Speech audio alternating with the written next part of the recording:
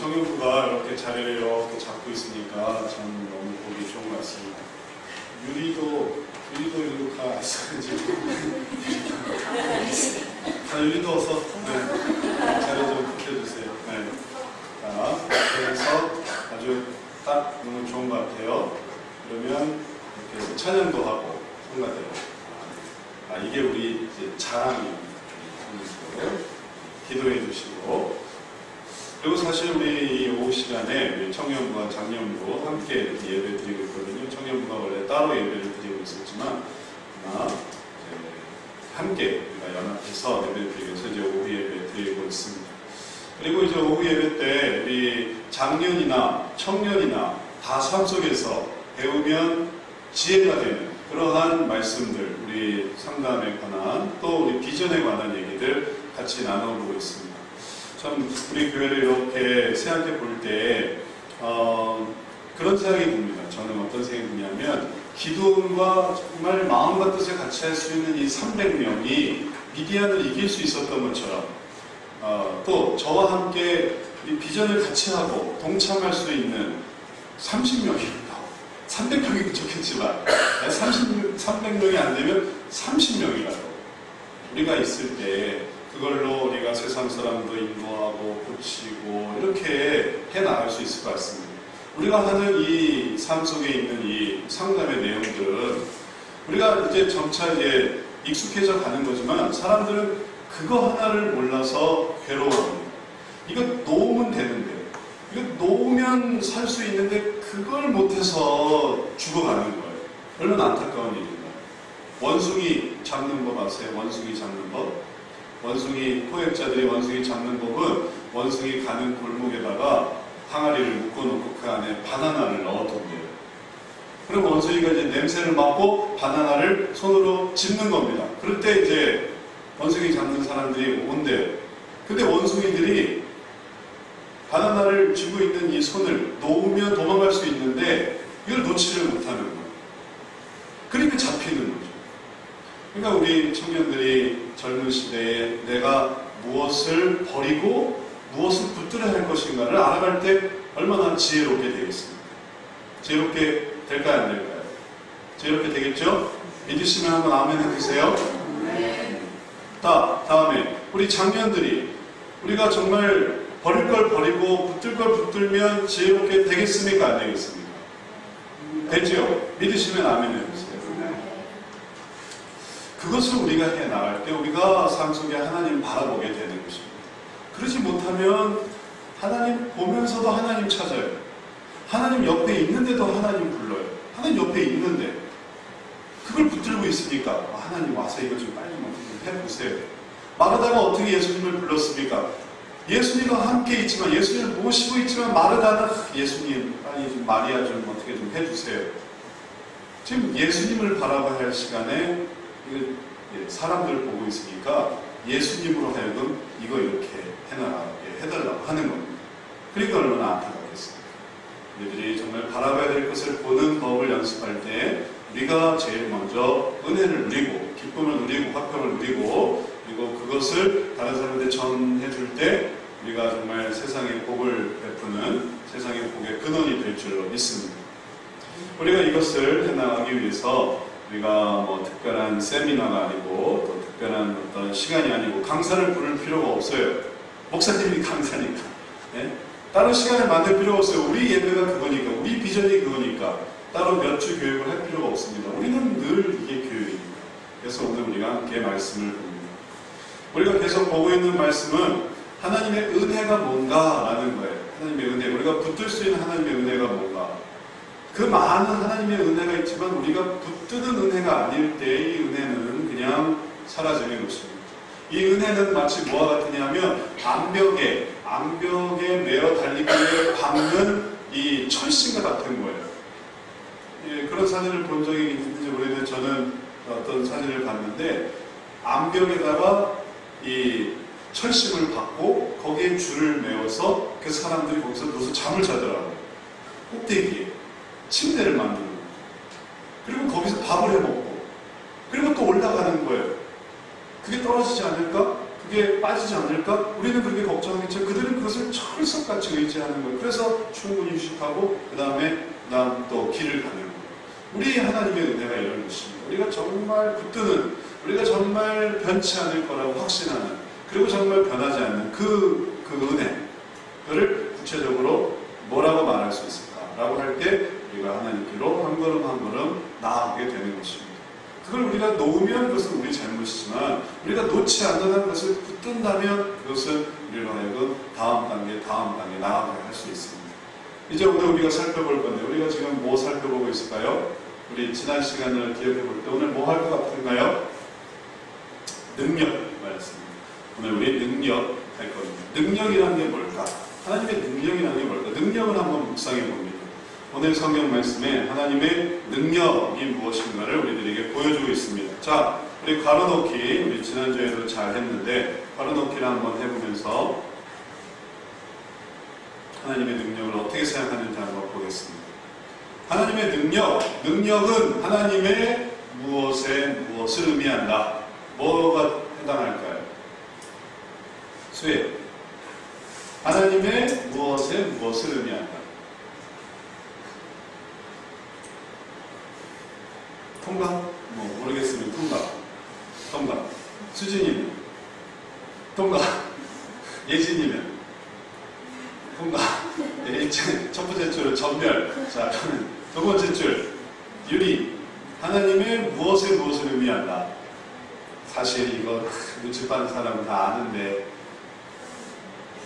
유리 통각. 예희, 우리 자매들은 하여튼 참 순수해서 고지고대로 하는. 예희도 통각. 우리 이상현 선생님. 맞습니다. 영광의 위엄. 오늘 말씀의 제목이에요. 말씀의 제목. 영광의 위엄을 의미한다. 네. 이해하시겠죠? 오늘 말씀의 제목이에요. 그래서 어렵게 생각하면 어렵지만 말씀의 제목에 나온 거니까 다시 한번 생각하는 거예요. 능력이란 뭐다? 하나님의 영광의 위엄을 의미하는 거예요. 영광, 위엄 한번 생각해 보세요. 그건 그냥 뭘 잘하는 기술에 있지 않습니다. 재능에 있지 않습니다. 이건 아주 영광스러운 거예요. 근데 이게 위엄이 있는 겁니다. 그래서 권위가 있는 거예요. 이건 따라할 수 없는 거야. 이거 흉내낼 수 없는 거야. 이 애굽의 술사들이 따라하려고 따라했지만 그러나 어느 순간 이건 못 따라하겠습니다. 바로 왕이시여 우리는 못 따라하겠습니다. 어느 정도지 이 이상은 내가 못 따라하겠습니다 하는 게 바로 하나님의 능력이에요. 인간이 따라할 수 있는 게 그게 뭐가 능력이 있습니다. 인간이 흉내낼 수 있는 게 뭐가 능력이 있어요. 그건 그냥 재능, 기술, 특이한 특징 정도 되겠지만 이게 하나님의 능력은 아닙니다. 능력은 도저히 도저히 따라갈 수 없는, 압도하는, 우리를 완전히 따라갈 수밖에 없게 만드는 그런 엄청난 것. 그게 바로 능력이 되고 있습니다. 오늘 본문 말씀에 이 능력이 어떻게 나는가 한번 생각해 보십시오. 압도적이고 도저히 따라갈 수 없는 하나님의 능력, 그것에 대해서 하나님은 4절부터 5절, 6절 이렇게 보고 있습니다. 자, 우리 청년부가 대답을 잘했으니까 우리 장년부가 본문을 우리 장년만 우리 같이 한번 크게 읽어봅니다. 시작. 내가 나의 주를 모르게 내가 어디 있으나 내가 깨달아 너는 말할지니라. 너가 그 노랑을 정하였으니 너가 그 주소를 우리에게 들었으니 내가 아느냐. 그 주소는 무엇을 위해 쓰였으며 그 모든 이유도 누가 보았느냐. 이 말씀에 너무 전문 용어가 많이 나와서 우리가 잘 모르는 그런 단어들이 있습니다. 전문적이어서 이런 게 있다는 것조차 알지 못했을 수도 있습니다. 자, 여기서 어려운 단어가 있어요. 도량이라는 것은 차원을 의미하는 거예요. 근데 더 어려운 차원, 길이, 넓이, 높이, 면적 이런 게 다 도량형. 우리는 미터제를 쓰지만 미국은 인치를 쓰고 또 파운드를 쓰고 우리는 킬로그램을 쓰지만 이런 게 다 도량이에요. 이런 도량에 대해서 누가 정했는가? 누가 센치를 정하고 누가 인치를 정하고 그런 개념은 누가 만들었을까? 그게 하나님이 만드신 거예요.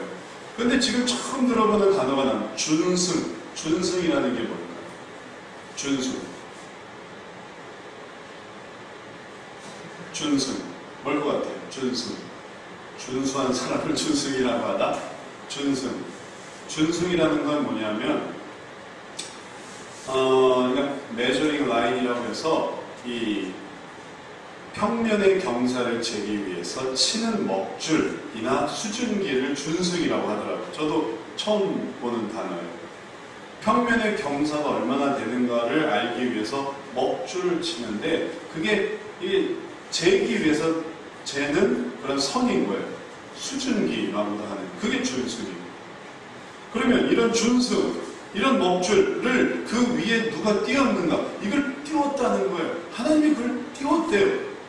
그걸 띄웠었구나. 아, 이 세계가 얼마나 넓은지를 그걸 띄웠었구나. 그래서 세계의 바다의 넓이와 육지의 넓이를 하나님이 이렇게 띄어서 쟀구나라는 것을 우리가 알 수 있습니다. 건축물이나 이런 걸 잴 수 있지. 어떻게 이 세계를 이렇게 잴 수 있겠어? 그러나 하나님은 그것을 재시는 분이십니다. 그걸 띄웠단 말이에요. 그리고 더 놀라운 건 그걸 누가 띄웠는지 네가 아느냐? 그게 나다라고 말씀하십니다. 주초는 무엇에 세웠는지 아느냐? 주초. 그럼 주초가 뭘까요? 주초. 건축에서나 나오는 단어인데 주초는 토대, 기반, 기초. 그 밑에 뭐가 있고 그 밑에 뭐가 있고 그 밑에 뭐가 있고 예? 지표면에 우리는 그저 흙으로만 보이지만 흙 밑에는 또 무슨 층이고 무슨 층이고 무슨 층이고 지리학자나 건축가나만 알 수 있을 것 같은 이 얘기를 주님은 말씀해 주고 계십니다. 근데 주님의 말씀은 뭐냐면 그걸 무엇 위에 세웠는지 아느냐? 사람들은 세워놓은 걸 발견하는 거지.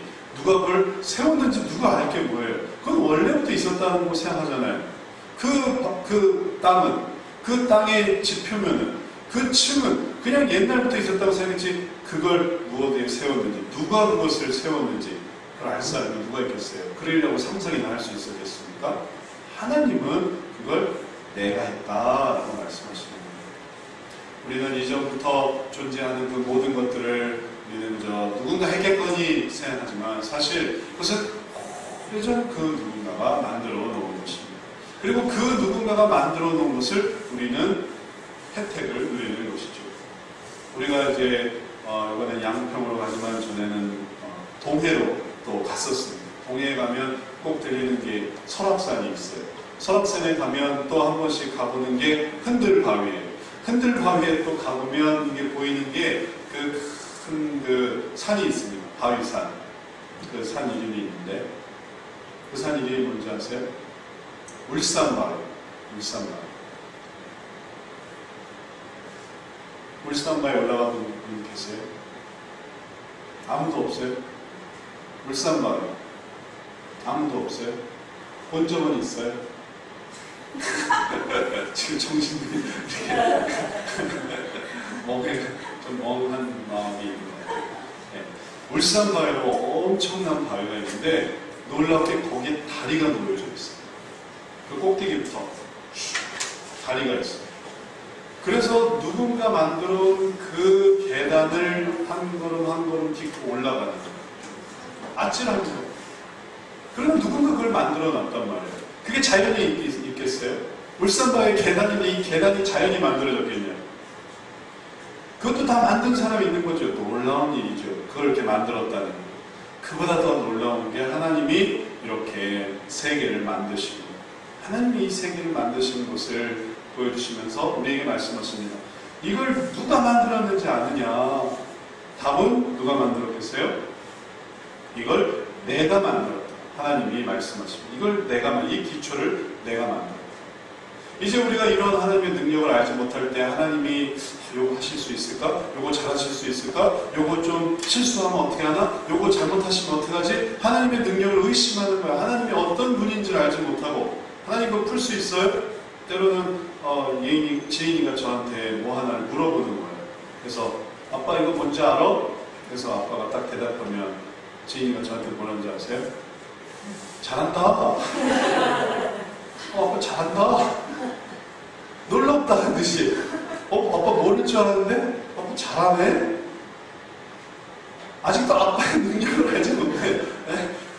그것만 잘하는 게 아니라는 걸 알지 못하는 거예요. 자기 세계에서 이거 모를 줄 알았는데 이거 나만 아는 건데 나 유치원에서 이거 배운 건데 아빠가 알고 잘하는데 이렇게밖에 생각을 못하는 거예요. 자기 세계로.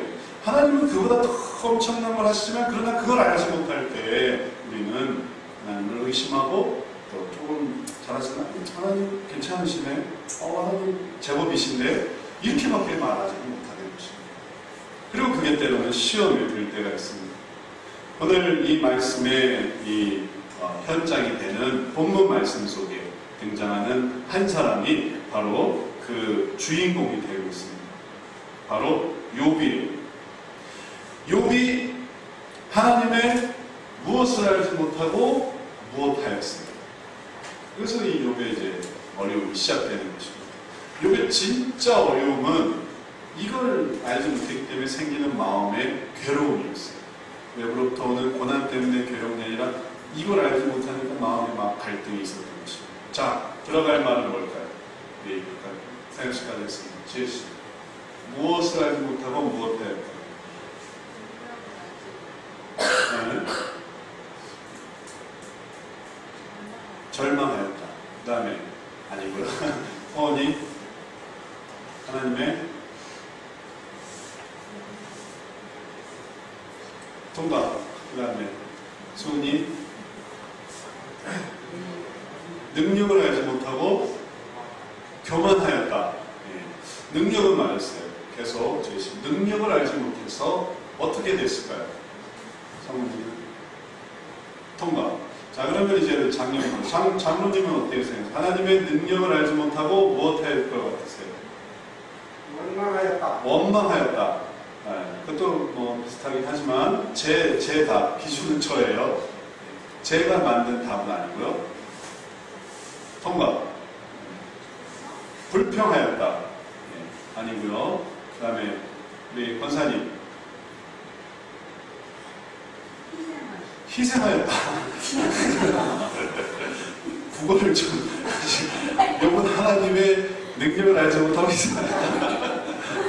안 좋은 거예요. 안 좋은 거. 안 좋은 것을 하였다. 교만하였다. 불평하였다. 뭐 다 좋긴 한데 제 답은 아니에요. 우리 일용 성도님은 충성하였다. 봉사하였다. 이런 거 다 안 됩니다. 이거 안 좋은 거 나와요. 능력 알지 못하고 좋은 게 나오면 안 되는 거예요. 기도했다, 성교했다, 전도했다, 이런 거 다 안 되고, 이런 거 다 안 되고, 안 좋은 거. 교만했다, 아니고.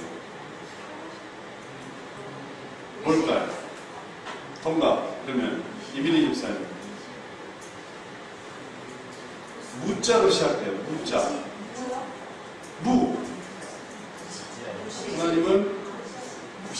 하나님의 능력을 알지 못하고, 무시하였다. 정답은 무지하였다. 무지하였다. 왜 무지일까? 왜냐하면 나중에 이제 나옵니다. 뭐라고 하냐면 이제 이런 말이 있기 때문에. 자, 1절부터 같이 읽어봅니다. 때 여호와께서 폭풍 가운데로서 욥에게 말씀하여 가라사대 무지한 말로 이치를 어둡게 하는 자가 누구냐? 너는 대장부처럼 허리를 묶고 내가 내게 묻는 것을 대답할지니라. 여기 무지가 나와요. 무지한 말. 그래서 물론 그게 원망이고 불평이고 낙심이고 절망이지만 근본적으로는 무지한 거예요. 무지한 말. 왜 대개 그리스도인 중에도 그냥 무지하게 말하는 사람이 있거든요. 정말 몰라서 그러는 거예요. 우리 어제도 우리가 식사하러 옆에 이렇게 가는데 식당에 갔는데 뒷좌석에서 아멘 소리가 들리는 거예요. 밥 먹는데. 그래서 사람들이 밥 먹기 전에 아멘 하는구나 하고 딱 돌아봤더니 옆에 술병이 그렇게 노래 듣는 거예요. 술병 이렇게 놓고 아멘 하면서 술을 마시는 거예요. 그래서 어떻게 저럴 수가 있지? 아멘을 하지 말던지 옆 사람이 들을 좀 아멘 한 다음에 이제 술 마시는 건 저건 뭘까? 그 사람들은 너무 모르더라고요. 그리스도인이 어떻게 살아야 되는지를 정말 모르는 것 같아요. 그러니까 무지하는 거예요. 그러니 이게 말이 안 통하는 거예요. 기본적인 걸 너무 모르는구나. 우리가 얼마나 성령에 거하는 전으로 살아야 되는지를 너무 모르는구나. 그러니까 이 무지함 속에서 별의별 얘기가 다 나오는 겁니다.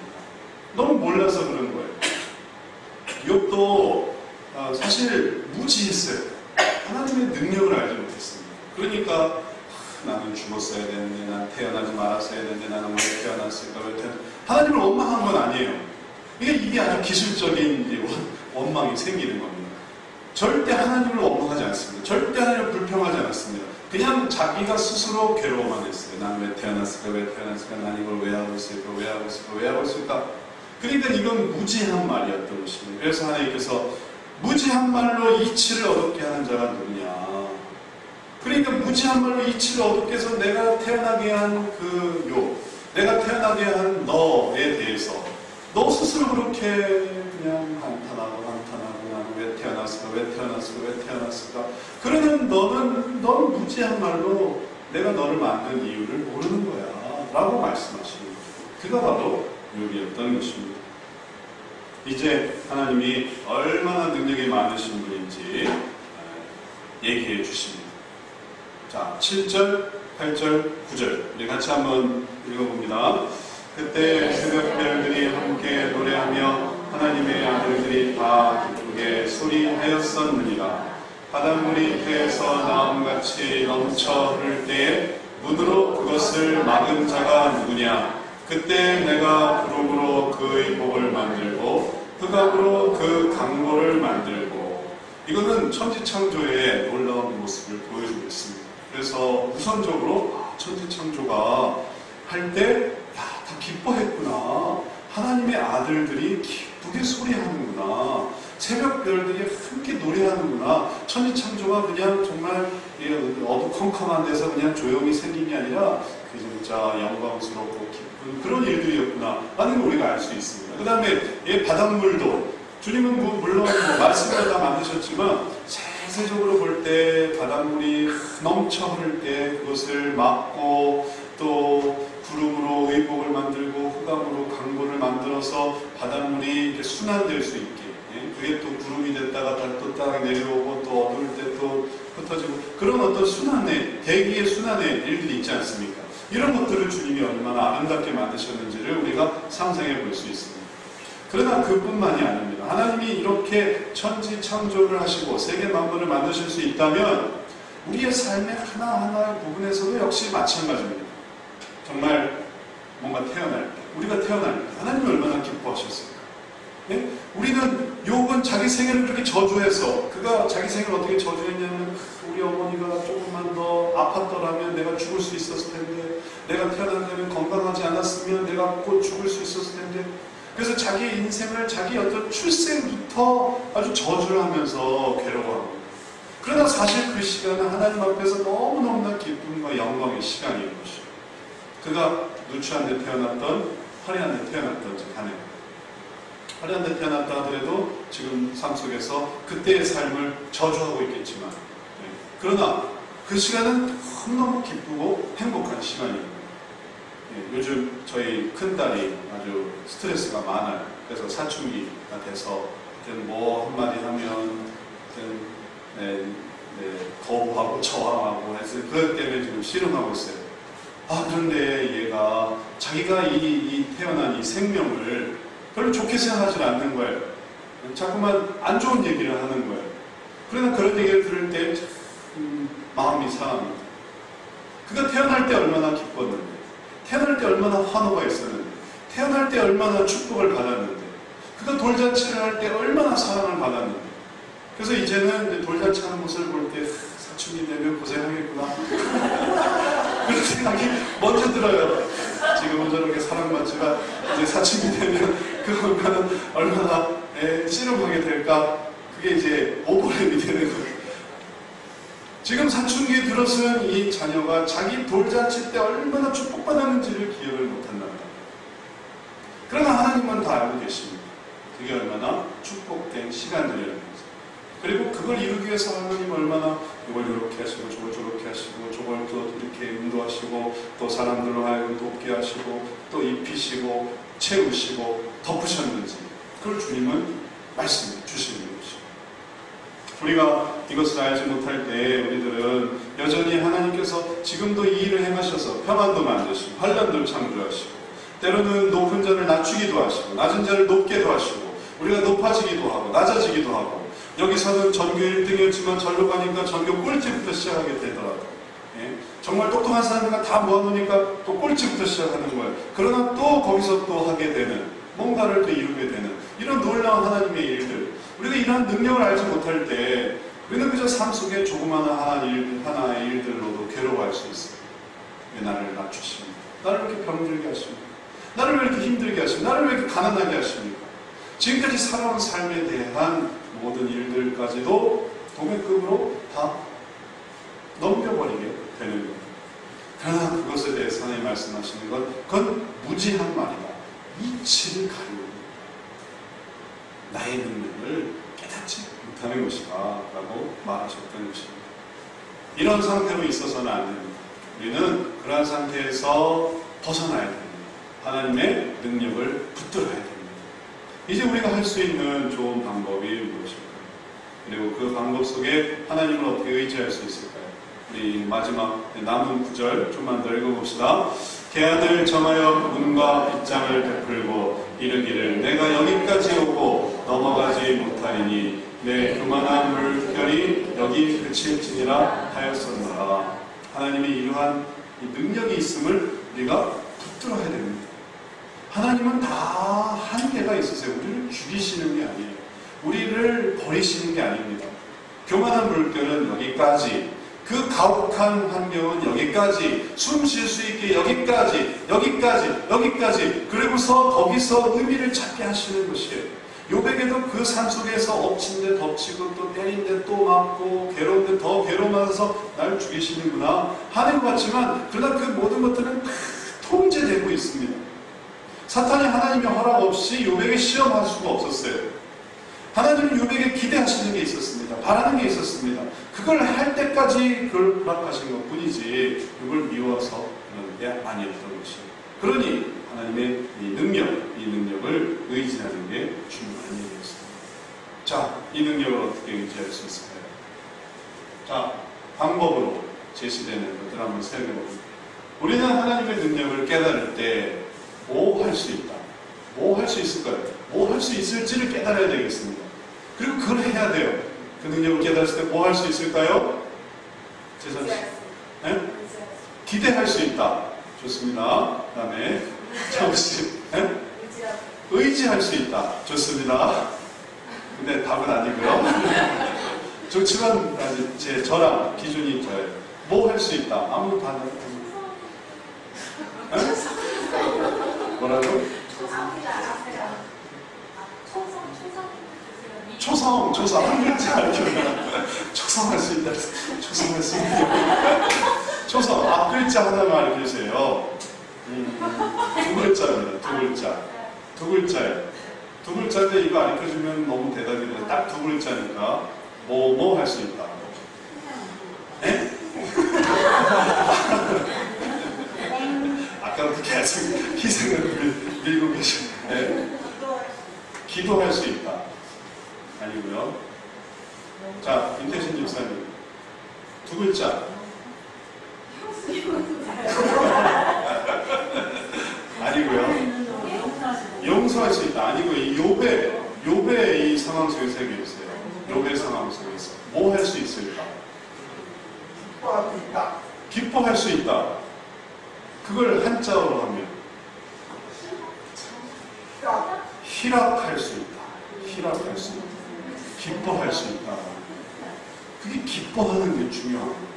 왜 그게 중요할까? 왜 그 능력을 의지하면서 기뻐하는 게 중요할까? 성경 말씀에서 욥이 표현을 보기 전에 마태복음에 나오는 이 말씀을 한번 같이 생각해 봅니다. 우리 한번 읽어볼까요? 마태복음 5장 12절 같이 읽습니다. 기뻐하고 즐거워하라. 하늘에서 너희의 상이 큼이라. 너희 전에 있던 선지자들을 이같이 핍박하였느니라. 너희가 복음을 전하다가 핍박받고 또 어려움 받거든 그때 기뻐해라 라고 말씀하고 있습니다. 왜? 핍박받는데 왜 기뻐해? 왜냐하면 하늘에서 너희의 상이 크기 때문에. 너희 전에 있는 선지자들도 이같이 핍박하고 그들이 그 핍박을 견디고 감사하고 기뻐하면서 엄청난 하나님의 상을 받았거든요. 그러니까 지금 그 반열에 들어서는 거예요. 그러니까 상이 크기 때문에 기뻐하는 이유가 있습니다. 기쁨의 이유가 있어요. 하나님의 능력, 그걸 갚아주신 하나님의 능력을 생각하니까 기쁨이 넘치는 것이에요. 그냥 히히히 하는 게 아니고 아무 생각 없이 하는 게 아니고 이 이유가 있으니까 그게 기쁨이야. 히히히 하게 되는 거예요. 그게 너무 기쁜 거예요. 왜냐하면 이유가 있어요. 근거가 있어요. 하나님의 능력이 있으니까 내가 이걸 견디면 얼마나 큰 상을 받게 될까. 그러니까 입꼬리가 이게 올라가는 거예요. 너무 좋은 거예요. 그 생각만 하니까. 또 빌립보서에서 또 이것을 보여주고 있습니다. 같이 한번 읽어볼까요? 시작. 생명의 말씀을 밝혀 나의 다른질도 헛되지 아니하고 수고도 헛되지 아니하므로 그리스도의 날에 나로 자랑할 것이 있게 하려 합니다. 자랑할 것이 생겼어요. 그 시간들이 자랑할 게 있습니다. 그 시간들이 아무 상관이 없는 게 아니라 하나님의 능력을 의지하는 그게 다 자랑이에요. 그리고 그 자랑 가운데서 이겨냈습니다. 견뎌냈습니다. 그러니까 이 자랑 속에서 그는 기뻐하고 있습니다. 17절, 18절 같이 읽습니다. 만일 너희 믿음의 재물과 봉사 위에 내가 나를 강제로 드릴지라도 나는 기뻐하고 너희 무리와 함께 기뻐하리니 이와 같이 너희도 기뻐하고 나와 함께 기뻐하라. 기쁨의 근원이 하나님께로부터 받을 상이 있는 것. 그러니까 너무 기쁜 거예요. 너무 희락이 있는 거예요. 이게 우리가 그리스도 안에 있을 때 누리는 엄청난 희락입니다. 근데 우리 아까 새가족과에서도 그 이단에 대해서 잠깐 얘기를 했는데 이단은 이런 기쁨이 아닌 거예요. 이단은 그 기쁨의 근원은 자기 기쁨이에요. 자기 기쁨. 내가 이렇게 하면 뭐가 되겠지, 또 내가 이 속에서 뭔가를 누리겠지. 그리고 이단의 모든 특성은 다 하나님 중심이 아니고 인간 중심이기 때문에 인간의 어떤 그런 즐거움을 자극하는 그런 게 있습니다. 여기서 높임을 받고 거기서 대우를 받고. 그래서 이단교회, 저도 이단교회 가본 적이 있는데 이단교회 가면 좀 이상해요. 분위기가 이상해요. 어떤 분위기가 느껴지냐면 인간적인 분위기. 무슨 셀러리맨들 모아놓은 것 같아요. 그래서 막 세워주고 막 거기 박수치기 하고 막 그걸 하게 하는데 무슨 업적, 그러니까 뭐 마케팅 회사에서 누가 몇 개를 했습니다 하면 거기서 막 해주는 그런 분위기가 막 연상이 돼요. 막 이런 어떤 이 세속적인 가치관이 막 흘러 넘치는 거예요. 막 땅이 막 뚝뚝뚝뚝뚝 떨어져 있어요. 이단교회 가서 한번 예배를 드려보면.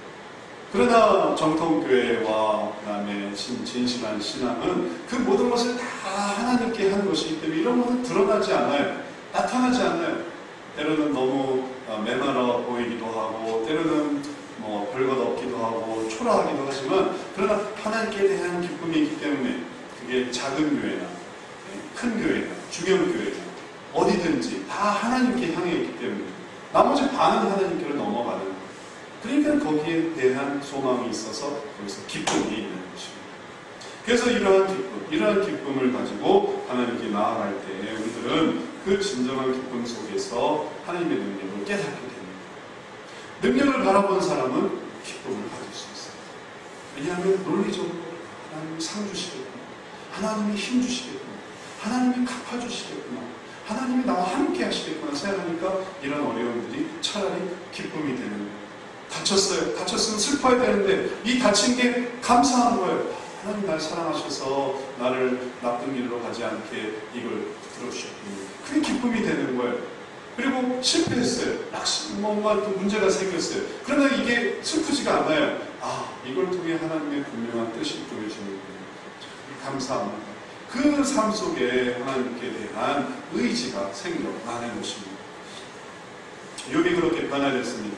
욥이 이러한 은혜와 이러한 깨달음 속에서 그가 변화됐습니다. 그래서 주인공은 욥은 진정한 무엇을 누리면서 하나님의 무엇 주심을 경험했어요. 이제서야 비로소. 그가 시험을 잘 이겨서 이렇게 변화된 것도 물론 있지만 또 다른 면은 그가 이걸 깨달았기 때문에, 예? 이걸 알았기 때문에, 그러면서 그것이 그 다음 단계로 넘어가게 됩니다. 옳다 인정함을 얻은 건데 그 다음으로 넘어가게 된 겁니다. 이게 뭘까요? 뭐가 들어갈까요? 진정한 무엇을 누리면서 하나님의 무엇 주심을 경험하였다. 다 두 자예요. 진정한 무엇을 누리면서 땡땡 누리면서 하나님의 땡땡 주심을 경험합니다. 어디까지 했죠? 은결이 무슨 패스. 사모님. 히라 맞았어요. 그 다음에 하나님의 능력 주심을 경험하였다. 히라가 맞았는데 능력은 아니에요. 자, 정말 좋습니다. 욥은 하나 제가 가르쳐드리겠어요. 욥은 진정한 히라를 누리면서 하나님의 평강 주심을 경험합니다. 좋지만 저랑 다른 아니고요. 안정현 집사님. 평안 아니에요. 평자는 아니에요. 은혜 아니고요. 다시 우리 청년부로 이렇게 한 바퀴 돌아와서 예진이가 다시 기회를 줄게요. 뭐 주심을? 주심을. 부자예요. 그런데 단어가 아니고 동사예요. 동사. 어떻게 해주심을? 하나님의 은혜 주심. 행복 주심을? 아니에요. 동사예요. 뭔가 행위예요. 행위. 행동이 있어요. 뭘 어떻게 해주세요. 뭘 어떻게 해주심을. 하나님이 욥에게 뭘 어떻게 해주셨어요. 그리고 해주심을 경험한 거예요. 아니에요. 수진이. 복 주심은 한 글자예요. 두 글자. 그걸 어떻게 해주신다고 할까요? 욥의 상황에 대해서 하나님이 뭐 어떻게 해주셨을까? 수인. 두 글자. 하나님의 축복 주심을. 비슷해요. 비슷한데 이제 목사님하고 말이 안 맞는 것 뿐이에요. 목사님의 기준이 아닌 것 뿐이에요. 다 맞는 말이지만 의미상 목사님과의 딱 맞는 거. 행동이에요. 어떻게 해주시는 거예요? 그건 아니에요. 도와주시는 것도 아니에요. 갚아주시는 건 비슷한 거예요. 채워주시는 거예요. 박수 한번 하시다. 채워주셨어요. 왜냐면 욥이 지금 다 잃었거든요. 다 잃었어요. 진짜 하나도 남김없이 다 잃었어요. 그걸 채워주셨어요. 욥의 상황에 대해서. 그래서 욥이 기쁨을 누리니까 채움을 받았지 채움을 받아서 기쁜 게 아니었어요. 먼저 기쁘니까 그 다음에 채워주신 거예요. 여러분의 삶 속에 먼저 들어올 게 뭘까 생각해 보세요. 우리가 기쁨을 누리고 체험을 받을 수 있는 거지 체험을 누려야 기쁘다는 것은 그거는 영원히 이룰 수가 없는 거예요. 먼저 들어올 게 들어오고 그 다음에 들어오는 거지. 욥이 그럴 때 정말 하나님의 은혜로 세워질 수 있었습니다. 욥이 어떻게 기쁨으로 채워졌는가 한번 봅시다.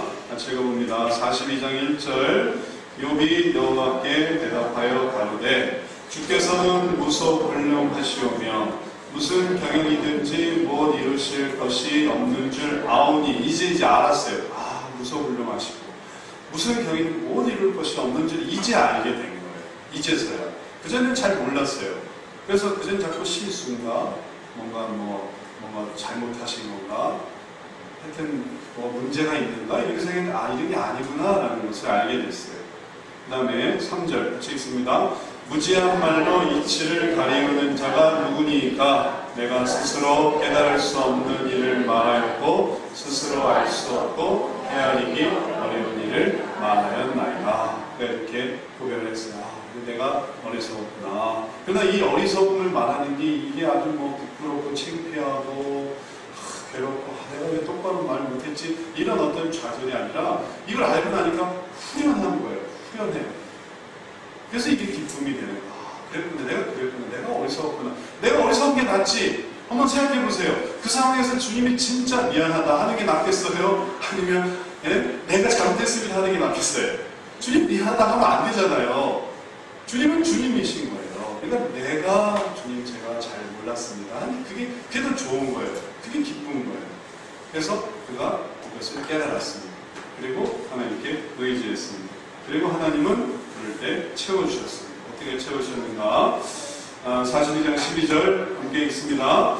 여호와께서 욥의 모년에 복을 주사 처음 복보다 더하게 하시니 양 14,000과 약대 6,000과 소 1,000마리와 암낙이 1,000을 두었고, 그리고 그 이후에 계속 하나님의 복주심이 나타납니다. 그리고 이것은 이전에 2배예요. 그러니까 양 14,000을 받은 건 전에는 7,000이 있었어요. 그래서 2배, 6,000, 원래 3,000이 있었어요. 6,000, 2배, 소 1,000개, 500개가 있었어요. 그게 2배. 암나기도 500마리가 있어요. 1,000이 됐어요. 2배, 다 2배로 하나님이 채워주셨어요. 그리고 그런 은혜를 누리면서 욥은 기뻤어요. 마지막에 내가 참 행복하게 잘 살았다. 그런 게 나옵니다. 이제 우리가 이 말씀을 마치면서 우리의 주말 후에 복을 받기 위해서 우리가 이 기쁨을 누려야 되겠습니다. 기쁨 먼저, 그 다음에 채워주십니다. 하나님의 능력을 의지하고 기쁨으로 먼저 채우신 여러분들 축원합니다. 그리고 그 기쁨 속에 모든 것을 하나하나 누리고 또 거두고 넘치고 받으시는 우리 모두 되시기를 주의 이름으로 축원합니다. 기도하겠습니다. 사랑의 하나님, 우리가 더욱 주님을 생각하며 기쁨을 누리는 자 되길 원합니다. 슬픔으로 괴로워하는 자가 아니라 두려움으로 있는 것마저 뺏길까 걱정하는 자가 아니라 주의 능력을 의지하며 정말 기뻐하고 기뻐하는, 또 다른 사람과 함께 기뻐하는 자 되게 해 주옵소서. 그럴 때 하나님이 더욱 채워주시며 넘치게 해주시겠사오니 그 상주심을 바라보며 더욱 희락하는 우리 모두 되게 해 주옵소서. 감사드리며 예수님의 이름으로 기도드렸사옵나이다. 이 아까 불렀던 찬송 같이 부르고 찬양하겠습니다. 주와 같이 일하는 일. 화면 좀 바꿔주세요. 잠깐만요. 화면 좀 바꿔주세요.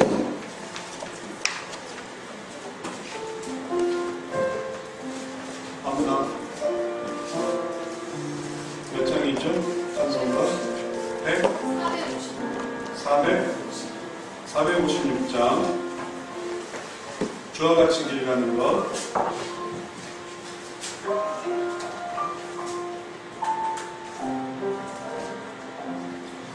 주와 같이 길 가는 좋은 일 아닌가. 주님 걸어가신 발자취를 알겠네. 한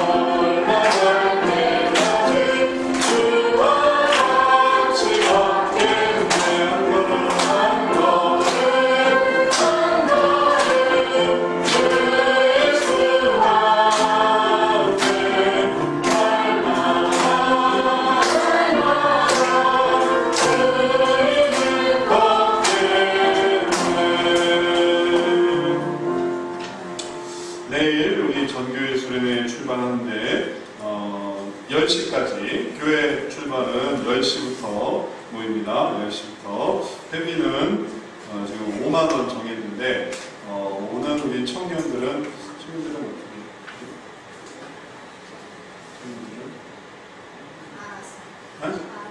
청년들은 좀 할인해 줄까? 청년들은 좀 할인해서 3만 원. 3만 원. 청년들은 3만 원. 그렇게 사인이 왔어요. 사인이 와서 3만 원 정도.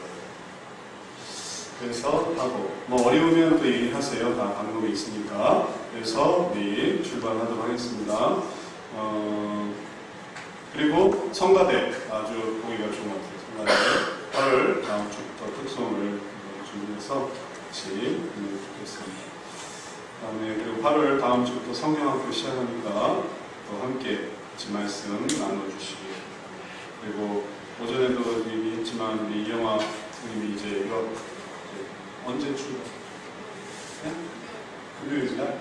그러면 수련회 갈 수 있겠네. 근데 수련회 너무 잘. 그러면 일찍 와서 와야 되나? 내일 같이 출발할 수 있어요? 그럼 교회에서 출발할 때 같이 가면 되겠네요. 잘 됐어요. 그러면 이렇게 해서 가고 또 오늘 마지막으로 보시는 분들은 또 격려해 주시면 좋겠습니다. 다른 방법 없나요? 오늘 예배 끝나고 수련회 준비도 좀 하고 그럴 테니까 같이 또 도우실 수 있는 분들은 함께 도우셨으면 좋겠습니다. 자, 그럼 우리 헌금을 위해 기도하고 축도로 예배를 마치겠습니다. 하나님 주님, 하나님 앞에 11조 예물을 드립니다. 11일을 구별하여 드렸사오니 그의 손길에 또 만배나 축복하여 주셔서 더 귀한 것을 다음 달에 상으로 받을 수 있게 복내려 주옵소서. 성경으로 드렸사오니 그 성경의 사명을 축복하시고 또 이 예물이 드려지는 곳에 더 귀한 열매 넘치도록 복내려 주옵소서. 주의 헌금을 주님께 드렸습니다. 우리가 그 능력을 의심하며 슬퍼하는 자가 아니라 그 능력을 확신하며 기뻐하는 자 되게 하시고 그 기쁨 속에 채워주시는 놀라운 은혜 넘치게 하여 주옵소서. 지금은 우리 구주 예수 그리스도의 은혜와 하나님 아버지의 놀라우신 사랑하심과 성령님의 교통하심이 하나님의 능력이 무궁무진하시며 상천하지에 정말 유일하신 여호와 하나님이심을 다시 한번 깨닫고 무지한 말로 이치를 가리우는 자가 아니라 정말 기뻐하는 말로 하나님께 영광 돌리는 자가 되어 삶 속에 주신 모든 것 속에서 영광을 돌려드리는 자 되기로 다짐하며 결심하는 사랑하는 주의 성도들 머리머리 위 우리 모든 청년, 장년 머리머리 위 이제로 영원토록 항상 함께 있을지어다. 아멘.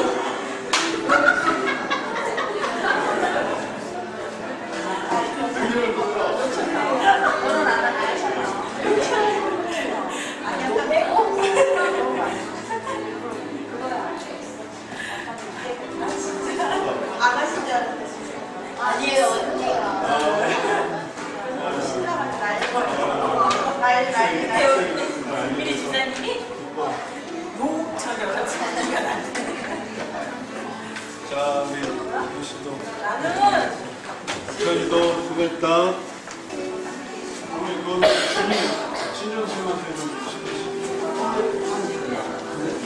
그리고 진우 씨가 뭐 뭐 이렇게 하세요? 이렇게 하면 네, 제가 이거 내역서를 줄게요. 내역서를 제가 하지 않아요. 원장님 전화하면 가요. 없나?